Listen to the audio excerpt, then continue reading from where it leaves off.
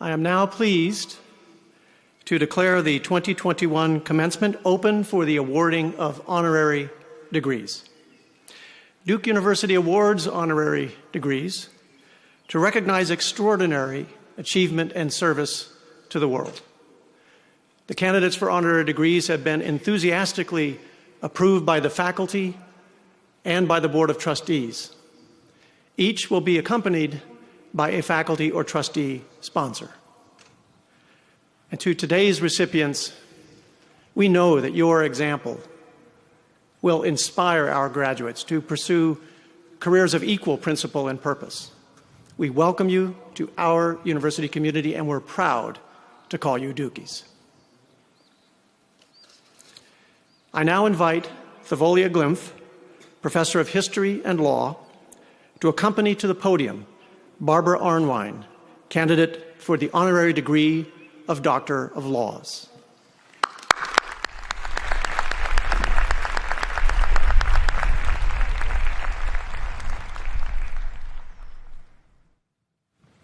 Attorney Barbara Arnwein is president and founder of the Transformative Justice Coalition and an internationally renowned scholar.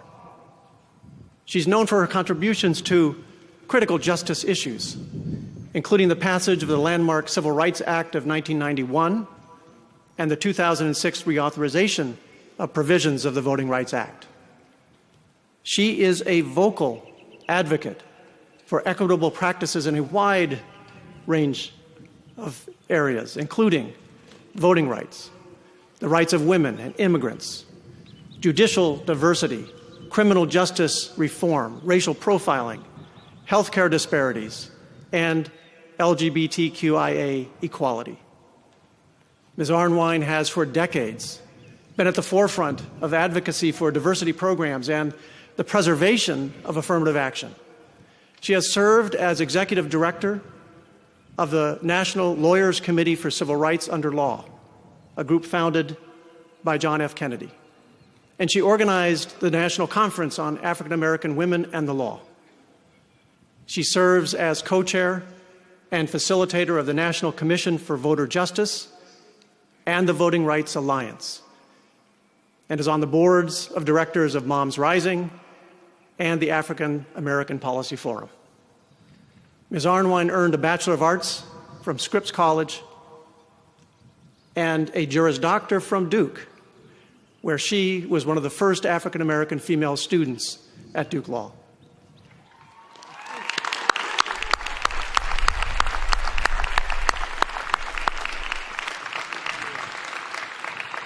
In addition to numerous awards and honors, she was most recently recognized by the National Bar of the SCLC of Southern California for her work on voting rights. Barbara, for your extraordinary advocacy for equality and justice, I am delighted to confer upon you the honorary degree of Doctor of Laws.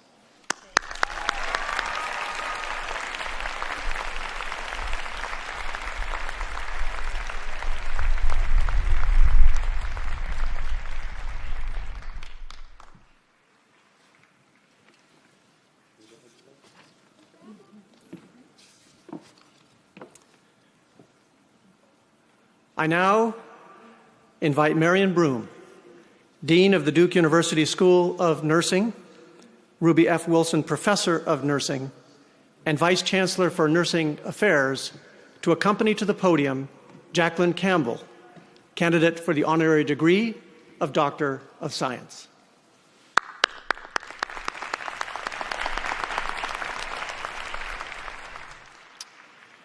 Jacqueline Campbell, the Anna D. Wolfe Chair and Professor in the Johns Hopkins School of Nursing, is a renowned scholar of domestic and intimate partner violence.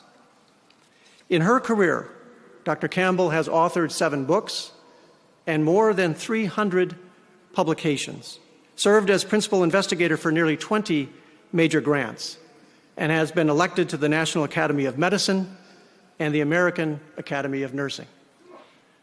Dr. Campbell's path-breaking work on domestic partner homicide and collaboration with survivors of intimate family violence have greatly improved the Academy's understanding of these pressing problems. She co-authored, or co-chaired rather, the steering committee that designed and launched the World Health Organization Domestic Violence and Health Study, recognizing intimate partner violence as a global health problem for the first time. These efforts and her advocacy for victims and survivors of domestic violence have saved countless or improved countless lives around the world. Dr. Campbell received her BSN from Duke in 1968, and we're proud to call her a Duke alumna. Her daughter and son-in-law are also alumni, and her granddaughter, Grace, is a member of the class of 2024. Jackie, for your groundbreaking scholarship and steadfast advocacy for victims of violence, I am delighted to confer upon you the honorary degree of Doctor of Science.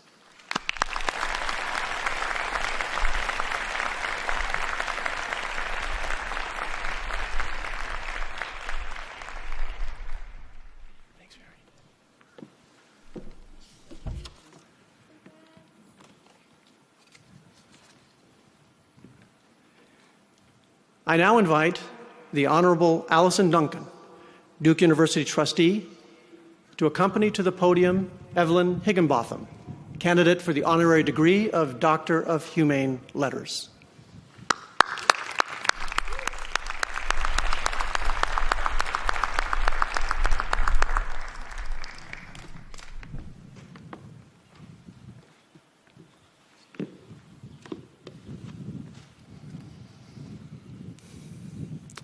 Evelyn Higginbotham, the Victor S. Thomas Professor of History and African American Studies at Harvard University, has transformed the study of African American history through her research and theoretical work. As a theoretician, Dr. Higginbotham coined the terms meta-language of race and politics of respectability, both of which have inspired a robust body of scholarship in history, African American studies, cultural criticism, and a number of other fields. She was also an enormously influential author. Her groundbreaking book on the women's movement in the Black Baptist Church, Righteous Discontent, won prizes from the American Historical Association and the American Academy of Religion. She co-authored with John Hope Franklin a revised version of From Slavery to Freedom, and co-edited the 12-volume African American National Biography. She currently serves as president of the Association for the Study of African American Life and History, and in 2015, she received the National Humanities Medal from President Barack Obama. I'm also delighted to share that Dr. Higginbotham is not new to our campus. She was previously the inaugural visiting John Hope Franklin Professor of American Legal History at Duke Law. Evelyn, for your profound contributions to the study of history and of African American experience, I am delighted to confer upon you the honorary degree of Doctor of Humane Letters.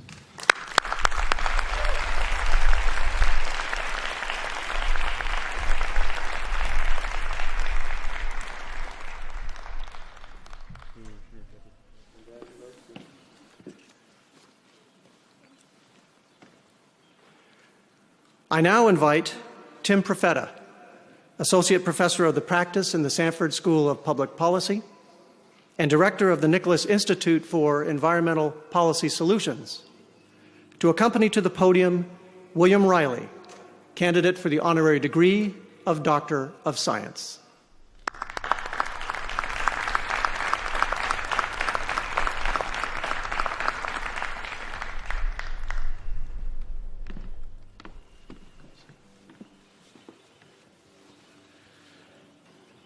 Bill Riley is among the most accomplished and committed environmental advocates in recent American history.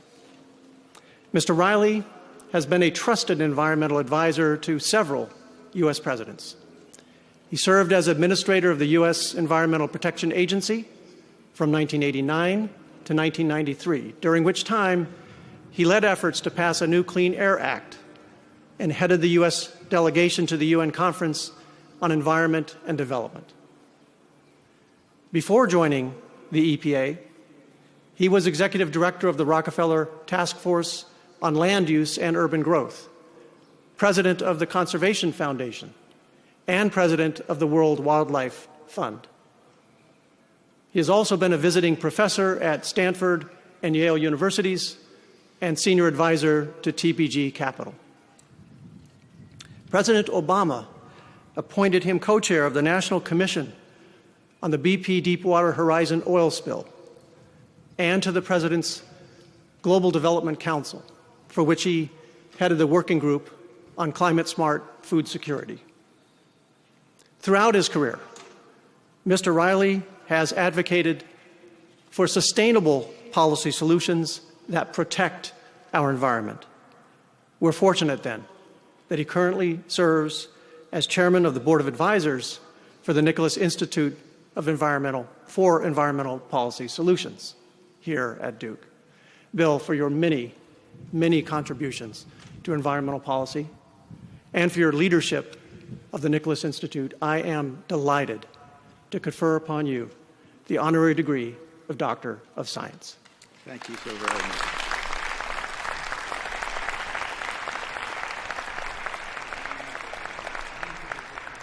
Take this off.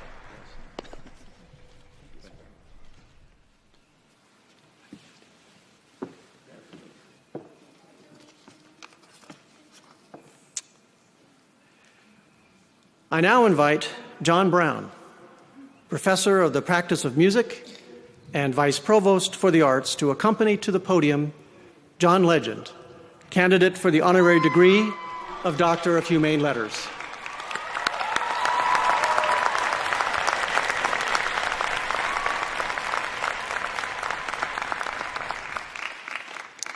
And I will note that John is serving double duty today, both as our final honorary degree recipient and as our commencement speaker. Duke University has hosted many commencement speakers who have made transformational contributions to medicine, business, politics, sports, culture, and the arts. But I believe I'm right in saying that John Legend is our first EGOT winner. And for those of you who don't know, that's a big deal. It means John has won an Emmy, a Grammy, 12 actually, an Oscar, and a Tony. And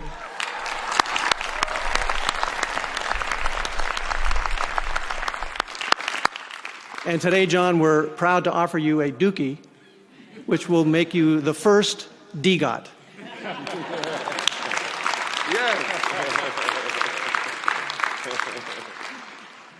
After completing high school at the age of 16 and graduating magna cum laude from the University of Pennsylvania, John went on to a career as a piano virtuoso and multi-platinum selling musician. He's released 7 critically acclaimed albums.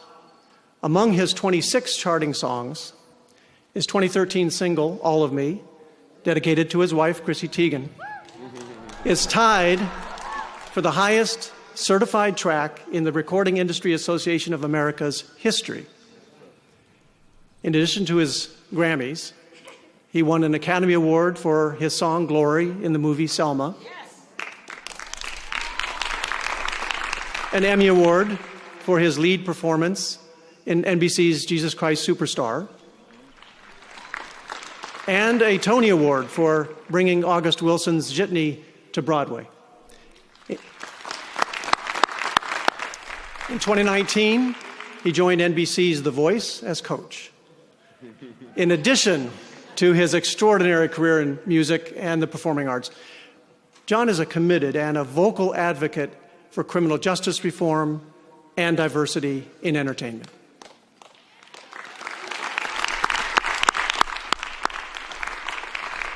He founded the National Free America campaign in 2015 to drive the conversation on criminal justice reform, an advocate for an end to mass incarceration.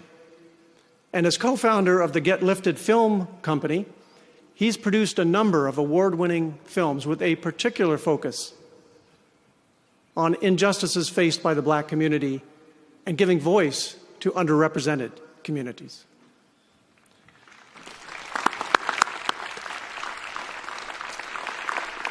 John serves on the boards of directors of Harlem Village Academies and Management Leadership for Tomorrow, and on the advisory boards for Teach for All and the Quattrone Center for the Fair Administration of Justice at the University of Pennsylvania Carey School of Law. John, for your extraordinary contributions to arts and for your advocacy for justice and equity for all, I am delighted to present you with this honorary degree of Doctor of Humane Letters. Thank you. Thank you so much. Thank you. I guess I'll leave that here. And this is my speech right here.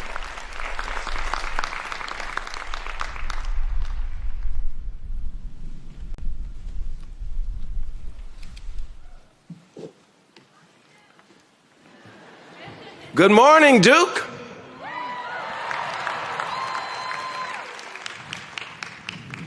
Or as sung by President Vincent Price from my 2008 album, Evolver, good morning. Good morning, Duke. How's everybody? Thank you, President Price, Provost Kornbluth, to the deans, the faculty, to my host, John Brown. Thank you all for inviting me and including me in this venerable class, not only of amazing graduates out here, but incredible, groundbreaking, honorary degree recipients. It's an honor to be here. To all the Duke community, alumni, friends, faculty, family, whether you're tuning in from Durham or across the world, welcome. And most importantly, thankfully, blissfully, let me extend a big, in the flesh, congratulations to our guests of honor, the class of 2021.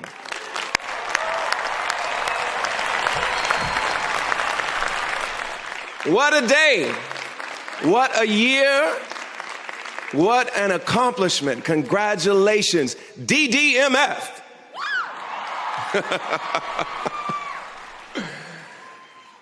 You know, I'm feeling good today because this is the first time I've been in front of a live audience, hearing live applause since last February, 14 months ago.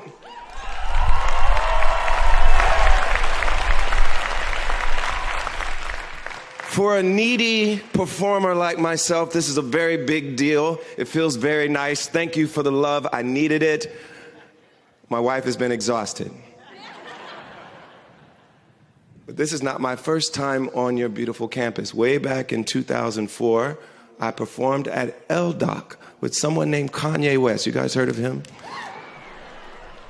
In those days, I would play piano and sing the hooks for Kanye and hope that people would notice me. And then later that year, we released my first album, Get Lifted, and I'm realizing today that maybe it's thanks to Duke that my career took off. I wouldn't be an EGOT winner, a DGOT winner without Duke.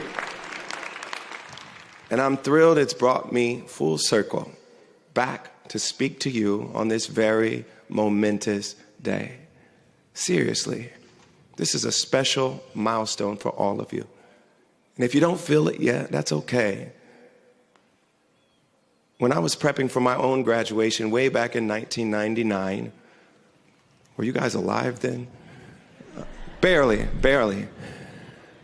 I remember feeling pretty indifferent. Back then I was too cool to care about this silly ceremony.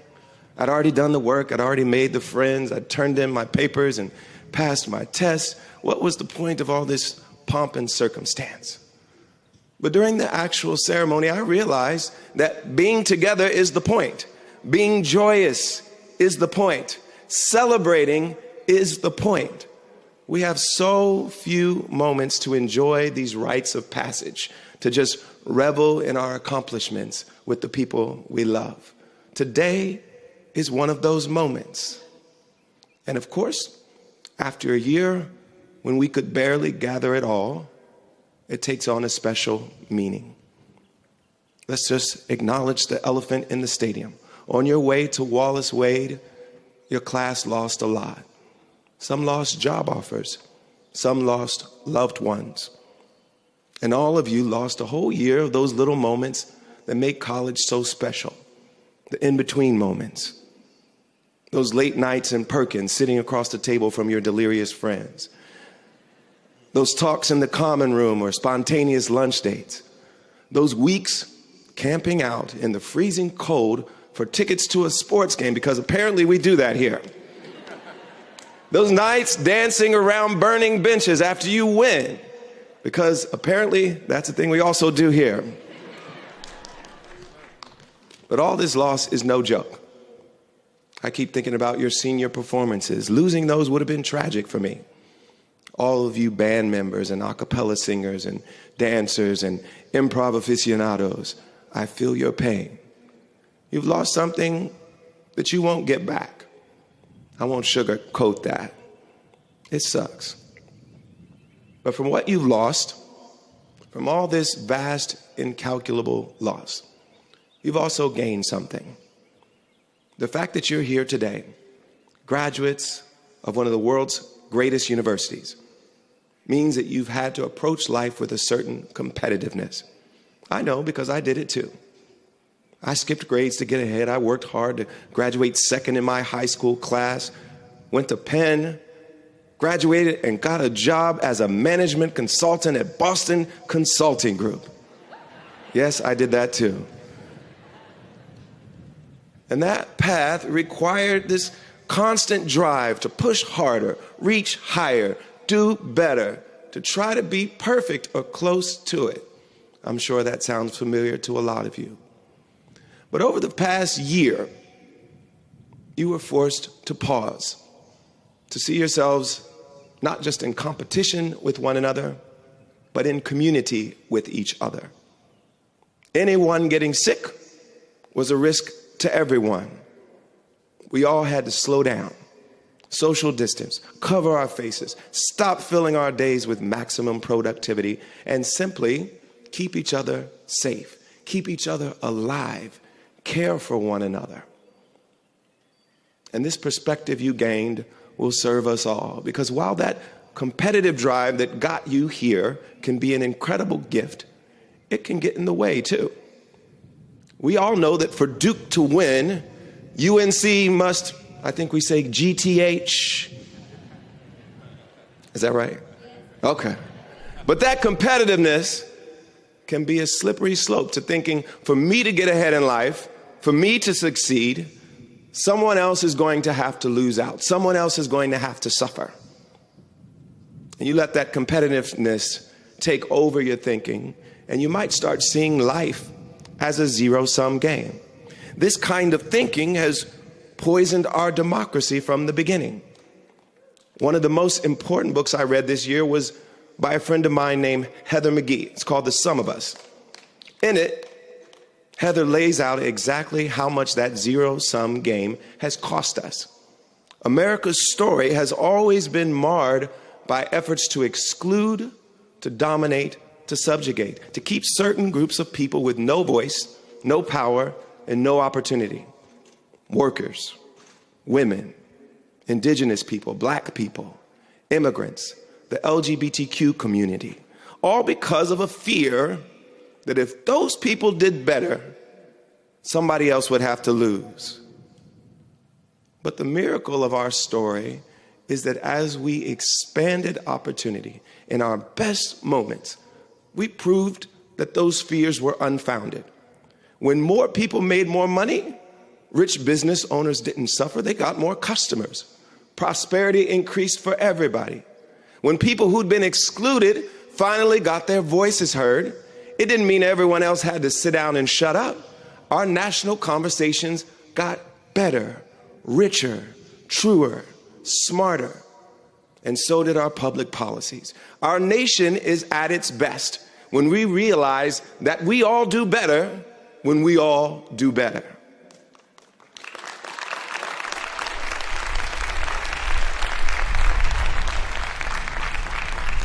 Yet today, we're still fighting against that old zero-sum thinking that's been holding us back since the beginning. We see it in efforts to deny people their right to vote.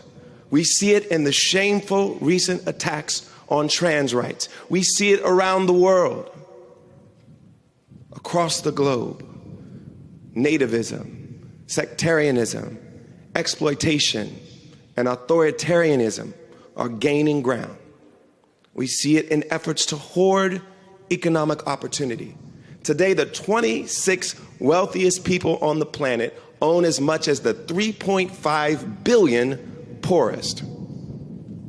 And powerful people are spending lots of money lobbying to keep it that way. And of course, we also see it in our policing and our carceral systems, in the simple fact that so many people heard Black Lives Matter and assumed it meant that other lives couldn't matter also. That's zero-sum thinking, if I've ever seen it. Now, I know some of you may be thinking, yes,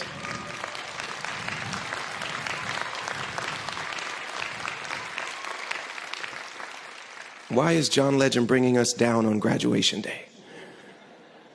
You wouldn't be the first to say something like that. I've been hearing calls to shut up and sing for my entire career. Shut up and sing. Okay. Well, as North Carolina native Nina Simone once said, it is an artist's duty to reflect the times in which we live.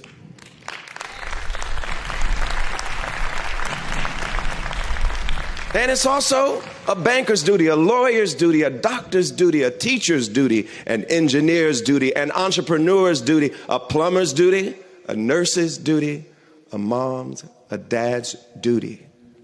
Class of 2021, Duke has poured all kinds of tools and resources and experiences into you. And I am asking you today to use them on behalf of our democracy, to remember just how interdependent each of us is on each other, to build communities that are healthier and safer for everyone, where everyone can live up to their full potential. But how do we do that in practice? It's a tough question. When I was in high school, I entered a Black History Month essay contest sponsored by McDonald's. Yes, McDonald's. The prompt was, how you make Black history. With a 15-year-old's confidence, I declared that I would become a famous musician. Yes. This, in turn, I wrote, and I'm quoting myself here, will put me in a position of great influence, which I will utilize in order to be an advocate for the advancement of Blacks in America. I said that when I was 15. But how does one do that? The problems are entrenched and interconnected. There's no clear path to follow. I kept thinking, where do I even start? During the decade since I became heavily involved in this fight, I've stumbled on 3 answers that I'm going to share with you today. First, while your schooling may be over, at least for some of you, the learning does not stop today. It cannot. Growing up, I spent a lot of time at the library. I read about Dr. Martin Luther King and other civil rights heroes, Frederick Douglass, Harriet Tubman, Ida B. Wells. I wasn't into comic books so much. These were my superheroes. But even as someone steeped in the civil rights movement all my life, if you would have asked me about criminal justice when I was sitting where you all are today, I probably would have framed it as a personal responsibility issue. I think that's pretty common for those of us who spent our lives trying to be perfect. I thought the problem was with individuals, not the system. I had family members and I had community members, neighbors, friends who were locked up. They messed up, and I found a way not to. But then I learned about our country's mass incarceration complex, how the United States has just 5% of the world's population, but 25% of its prisoners. How 1 in 3 black men will serve prison time during their lifetimes. How more black men are under corrective control today than were enslaved on the eve of the Civil War. How much of this over-incarceration is a direct result of intentional policies that targeted people of color? Take the war on drugs. Our leaders said they'd wage war on drugs. But crises of substance abuse and drug addiction haven't gone anywhere. Instead, this war destroyed communities. It tore apart families. All of us have borne the brunt of that, especially black and brown communities. We already suffered from housing and school segregation, massive wealth disparities, chronic underinvestment. Then these communities were specifically targeted for enforcement, even though black, white, and brown people use drugs at roughly similar rates. And now, what should have been a public and mental health issue has turned into an excuse to disappear millions of people from their families and communities. The more I read about all this trauma and tragedy, the more I understood the systemic issues, the more passionate I got about doing something to change it. So I started Free America, a campaign to reform our deeply unjust criminal justice system. And the first thing we did was listen and learn. I met with people currently incarcerated. I met with their families. I met with survivors of crime. I met with district attorneys, corrections officers, state legislators, and civil rights activists. These folks knew a lot more than I did. I had to listen to them with an open mind and a humble spirit, and then focus on amplifying their voices. Only then could we effectively support crucial reforms, like initiatives to decriminalize drugs, find alternatives to incarceration, and restore voting rights to formerly incarcerated people. It's been some of the most gratifying work of my life, but it never would have happened if I simply considered myself already educated on these issues and stopped my learning there. So that's lesson number one. Here's number two. I think it's natural to think you should start by tackling big problems in the biggest way. They say, go big or go home. But in my experience, some of the most important work you can do starts at home, whatever that means for you. So often we focus on major national issues, and don't get me wrong, they matter. National elections matter. But municipal, county, school board elections determine so much of the everyday realities of our lives. Who lives where? Who goes to school where? Do we all feel safe walking down the street? George Floyd's murder mobilized a national and even global movement for change. But the truth is, most of the tangible reforms we need to reimagine public safety will come from local elected officials, the mayors and city councils setting budgets, the prosecutors deciding how justice will be served. And that's not just true for criminal justice reform. Local nonprofits, local organizers know their communities, and they know what they need in order to fight hunger and homelessness and violence in their local area. And I know some of you are about to move to a new community, each with its own unique historical context and social fabric. And just as many of you moved to Durham 4 years ago and adopted this city as your own, I hope you'll learn about your new home's past, present, and future. Find its change makers and boundary breakers, and bring your own unique gifts to the table to engage in the real, tangible bettering of your community. There is wisdom, strength, and power in community. You've learned that here at Duke. But don't forget it as you build community elsewhere. And third, when you feel lost in this tangled web of problems, know that in truth, The way out of it is simple. It's instinctual. It's called love. Love should be your North Star. Let it guide you.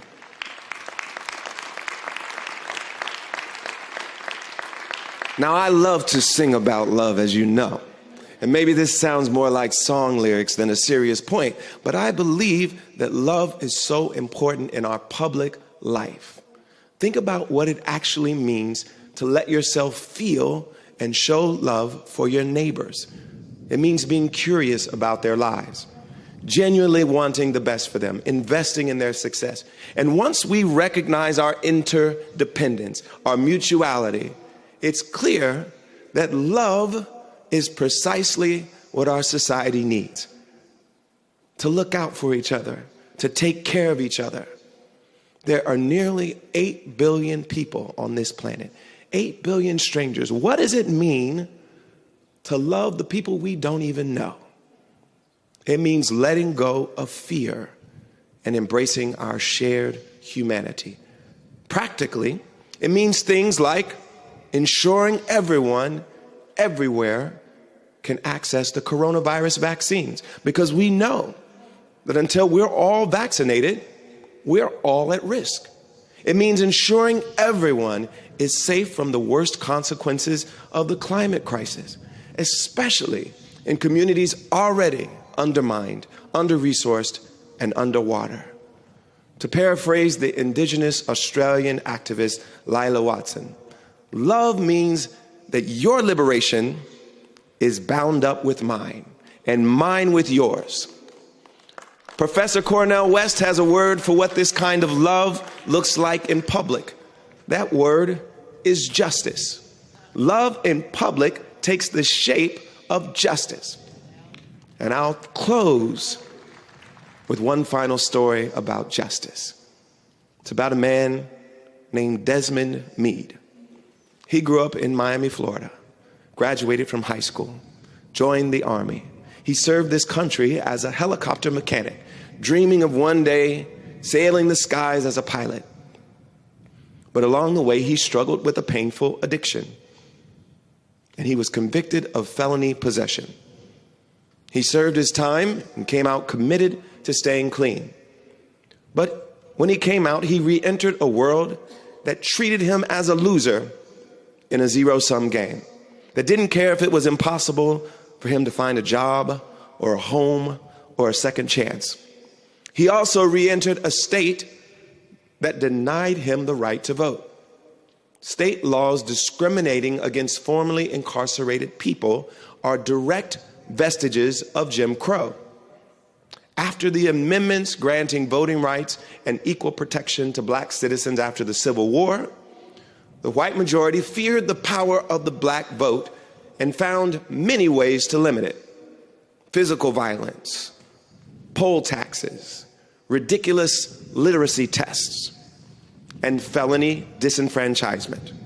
The plan was to incarcerate black Americans for petty theft, loitering, vagrancy, and then disenfranchise them, often permanently. This way, they barred millions from the full rights of citizenship. Today, still, an estimated 1 in 13 black Americans has been stripped of their right to vote due to past convictions. Now, it's hard to reverse these laws. It requires a constitutional amendment in a lot of places. In some states, it requires a popular referendum.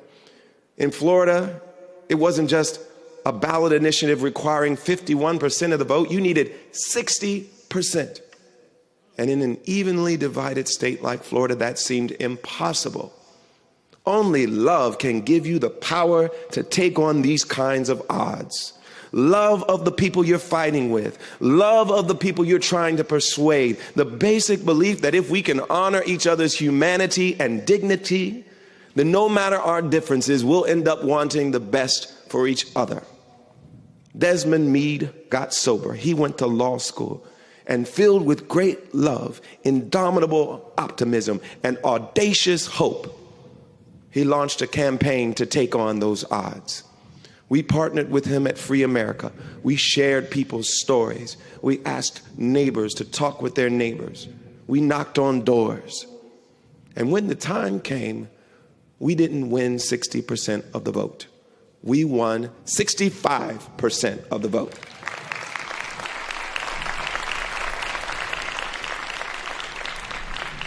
We passed a constitutional amendment that restored voting rights to more than 1.4 million Floridians.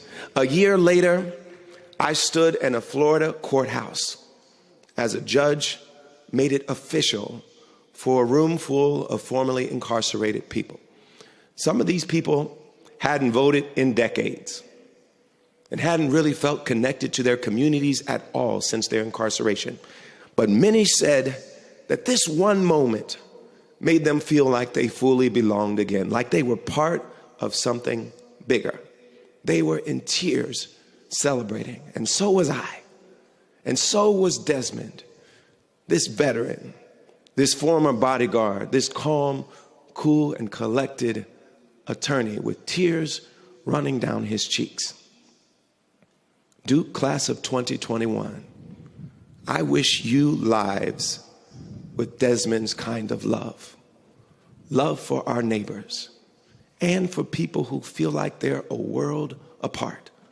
Love for justice, defined by a spirit of empathy, mutuality, and community. Love for a world where we don't need to win at someone else's expense, even if they're Tar Heels. Where we can win together. We can do this, class of 21. And when we live with this kind of love, when we lead with this kind of love, then one day, when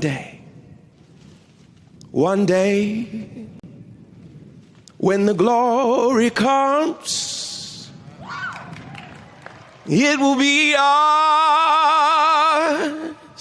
It will be ours.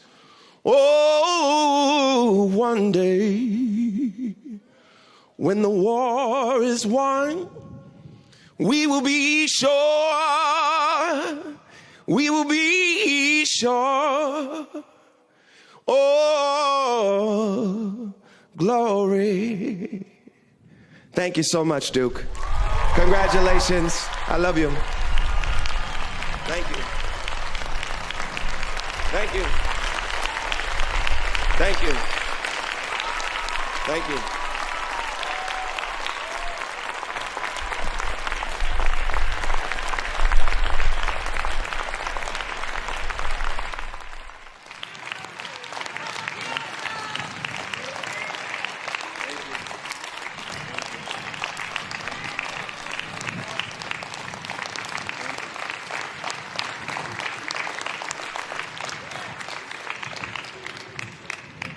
Thank you, John, for those thoughtful, inspiring, wonderful remarks. We're so thrilled that you're a part of the Duke University family. I think it's fair to say we are all officially on Team Legend.